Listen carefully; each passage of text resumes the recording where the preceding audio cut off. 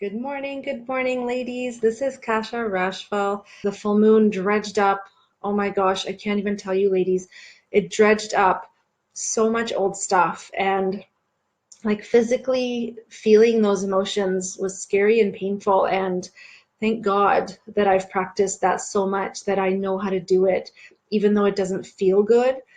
Um, right? Because I know how to do it and hold that space for myself, it's so much easier. So that's why I want to talk about what does healing feel like, because I used to have this misconception of angels singing, like a beam of light coming from the sky, feeling blissed out, knowing that all my stuff is being released, feeling completely relaxed.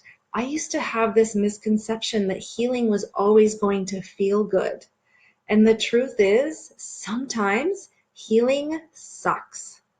Sometimes healing feels like crying uncontrollably.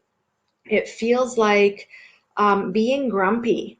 It feels like stress, right? Even if we look at it from a physiological standpoint, when you detox your body, when you decide, you know what, I'm giving up sugar, I'm giving up grains, smoking, right? Or whatever it is that you have overindulged in, and you decide, I want to stop now ingesting this substance, your body goes into healing crisis, right?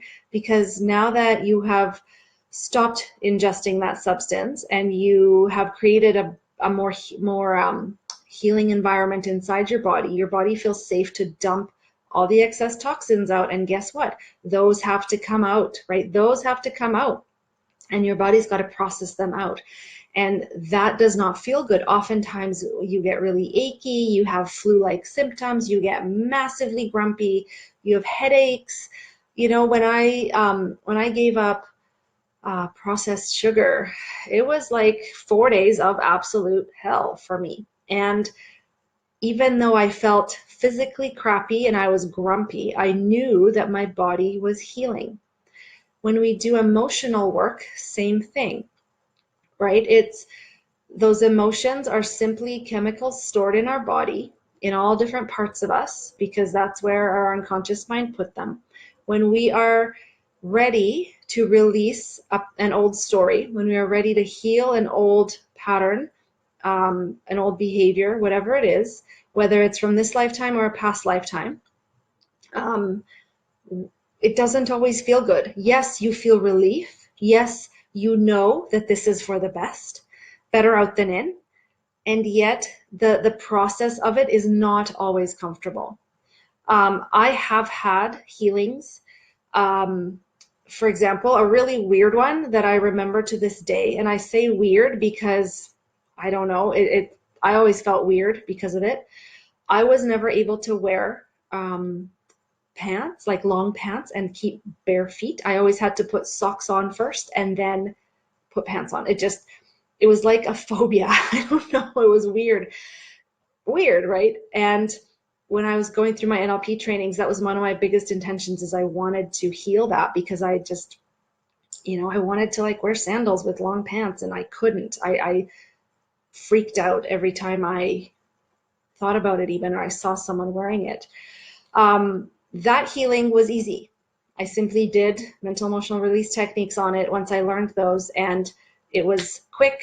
Got the lesson, got the perspective shift, and it was done. And now I can wear whatever I want and it doesn't freak me out. Um, that was easy. I didn't have a huge, thing, but I remember feeling so blissed out about it, because then that day I walked to class in flip-flops wearing long pants, and everybody was like, yay. It was a celebration, because they knew how much it meant to me and I was able to overcome it. That stuff was easy, but I have had some healings that were um, heart-wrenchingly hard.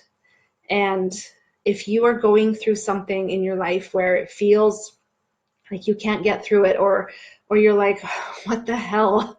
I've been on this journey for so long and I just don't see an end to it.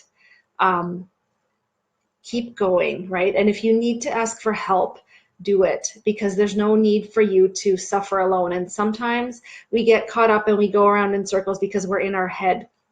But healing really is a heart-led experience. It's not a head-focused experience. It's a heart-focused experience. And if you can tune into your heart and be in that space with yourself, the connection, right? Like our cards said today, the stillness, staying on path, being present, thoughtfully present, it will be easier. You will be able to rely on your inner strength to get through it, and asking for help, whether it's from a counselor, a friend you trust, a loved one, a healer like myself.